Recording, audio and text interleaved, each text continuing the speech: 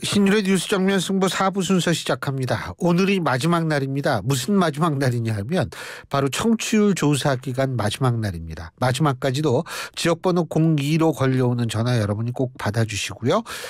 받으셨을 때 청취율 조사 전화라며 신율의 뉴스 정면 승부 듣고 있다, 이렇게 말씀해 주시면 저희로서는 굉장히 큰 도움이 됩니다. 여러분의 도움 꼭 좀 부탁드리겠습니다. 자, 신율의 뉴스 정면 승부 4부에서는 독감에 대해서 좀 얘기를 해보려고 합니다. 코로나19 잠잠하니까 독감이 막 돈다고 하는데 여기다가 노로바이러스까지 또 기승이라고 하죠.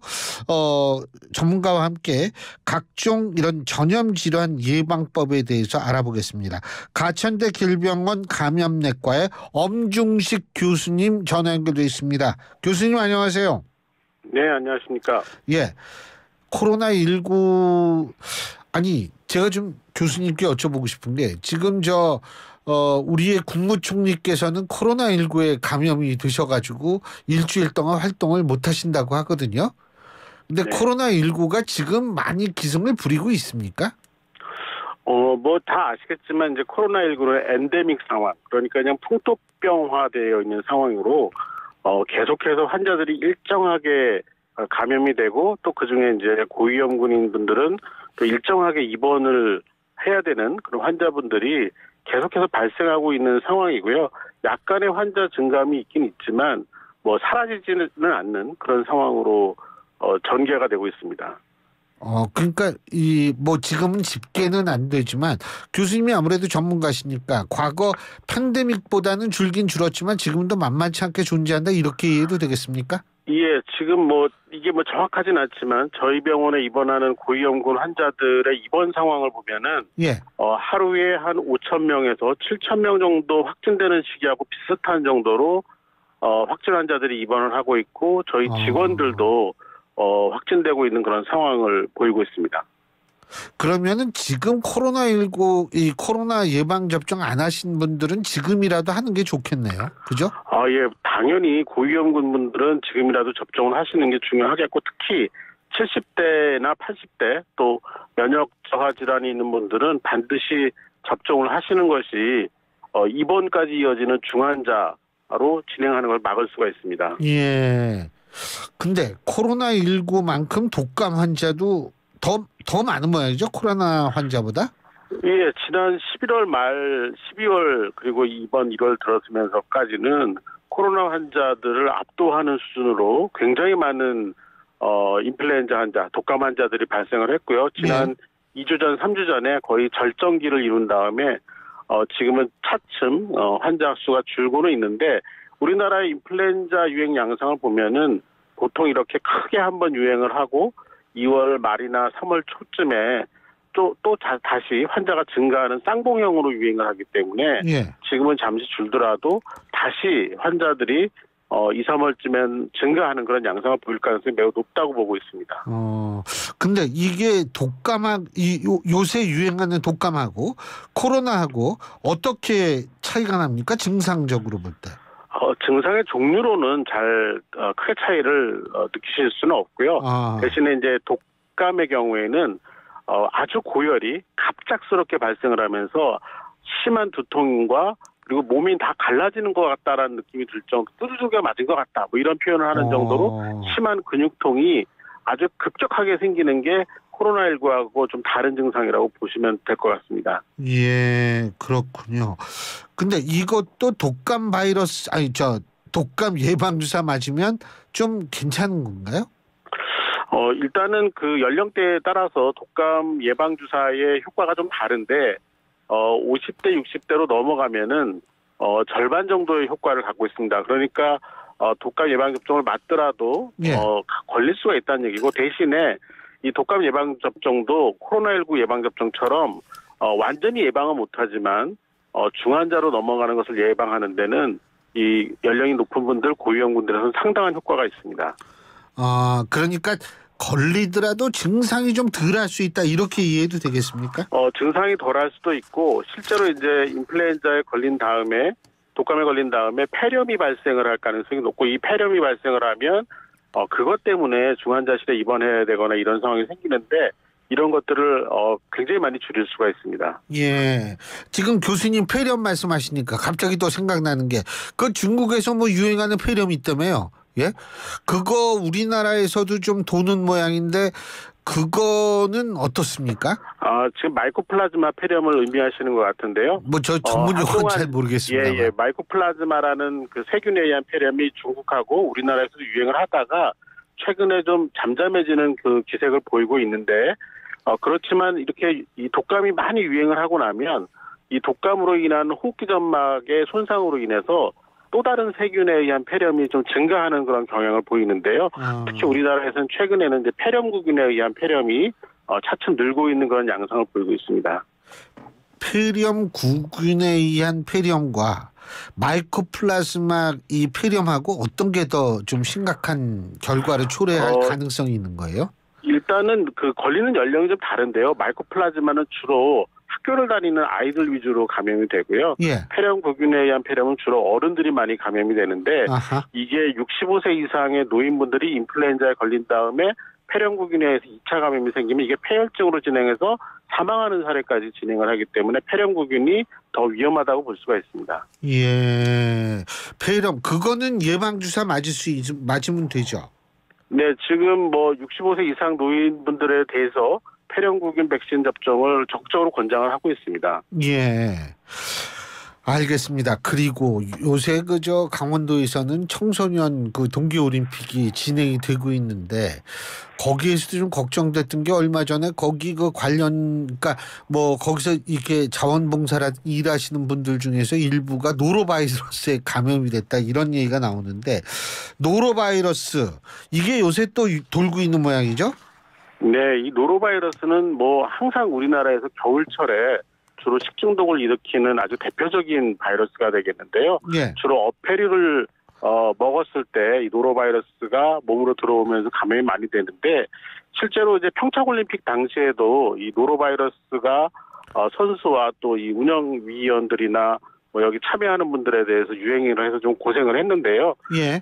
최근에는 특히 이제 뭐 어린이집이라든지 학교 또 이런 집단 급식 시설 같은 데에서 이 어패류를 조리하는 과정에서 충분히 익히지 못하면서 노로바이러스가 여러 사람에게 식중독을 일으키는 사례들이 계속 보고가 되고 있고 여전히 좀 진행 중으로 알려져 있습니다.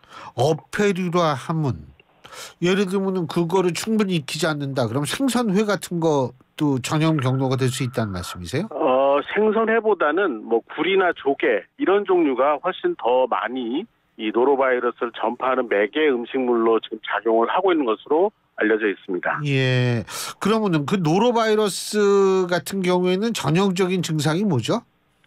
일단 배가 굉장히 심하게 아프면서 예. 탈수가 올 정도로 설사가 심하게 옵니다. 그리고 열도 많이 나고요.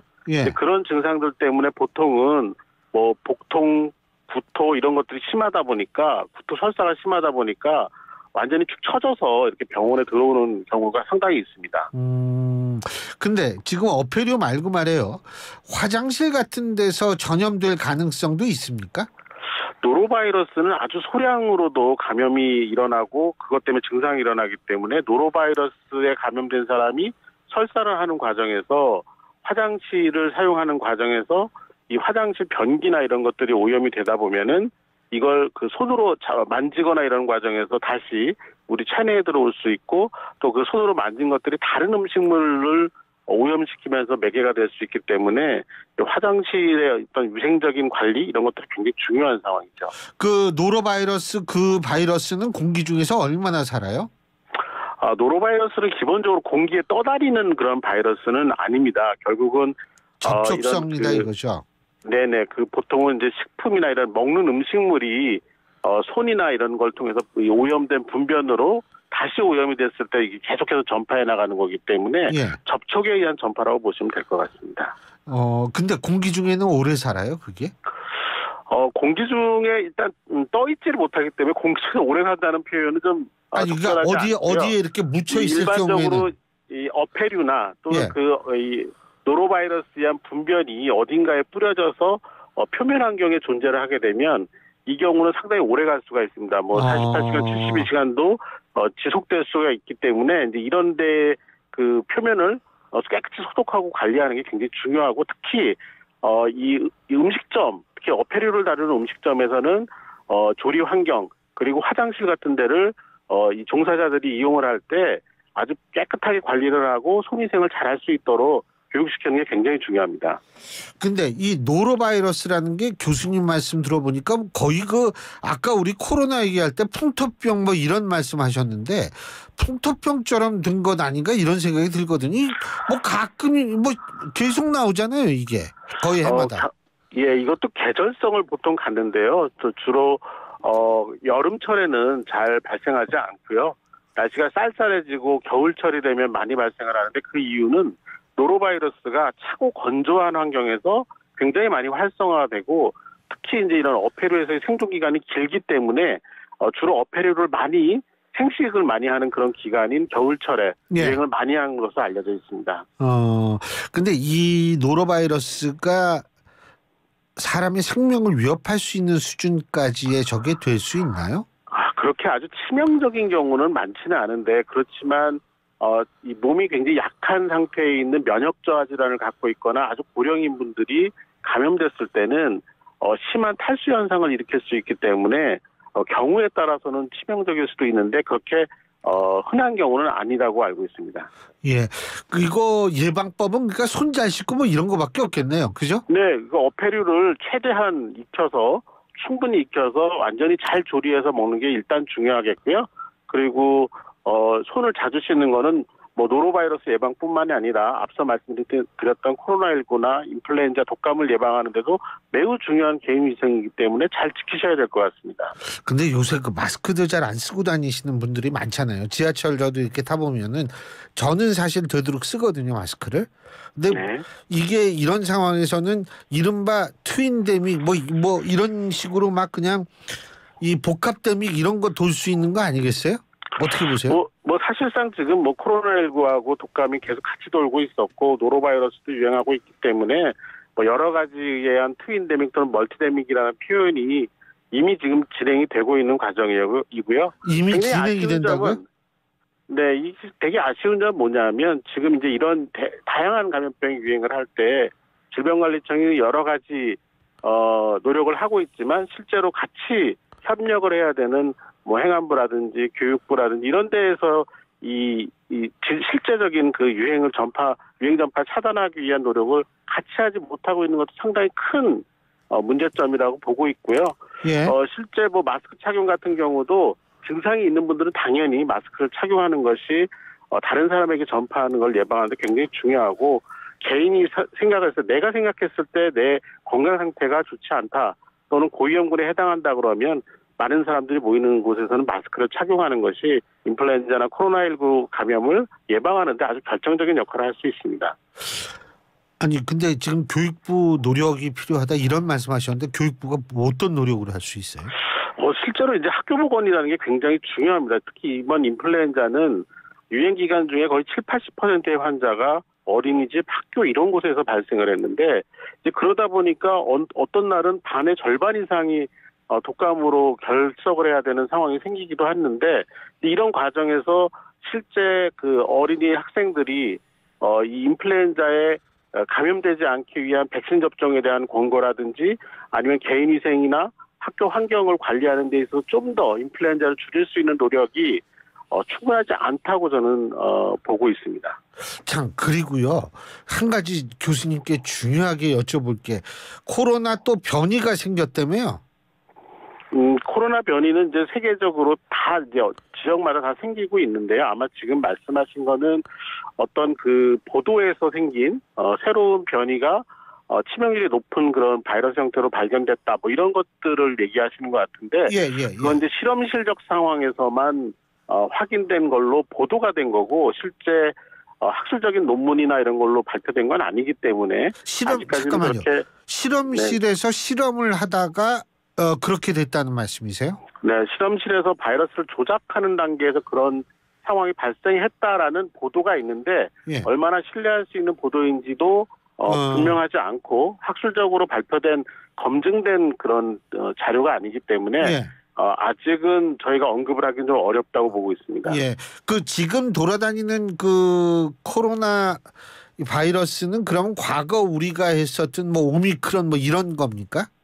그 이후에 오미크론의 하위 변이들이 계속해서 발생을 하고 있고 그런 그 세부적인 변이들이 지속적으로 일정한 간격을 두고 바뀌어 나가면서 유행을 하고 있습니다. 예. 그래서 지금은 그런 세부 변이들, 소변이들을 일일이 다 확인하기가 어려울 정도로 좀 복잡하게 유행을 하고 있고 최근에는 그런 분석 자료나 이런 것들도 아주 제한적으로 이루어지고 있어서 전체적인 유행을 어떤 변이가 끌고 가고 있는지를 확인하기도 좀 어려운 상황까지 진행이 되고 있는 상황입니다. 그러면은 결국은 근데 앞으로도 또 다른 어떤 변이, 코로나 변이가 나타나서 좀 치명률이나 이런 것들이 치사율 같은 게 높을 가능성도 배제할 수 없겠네요.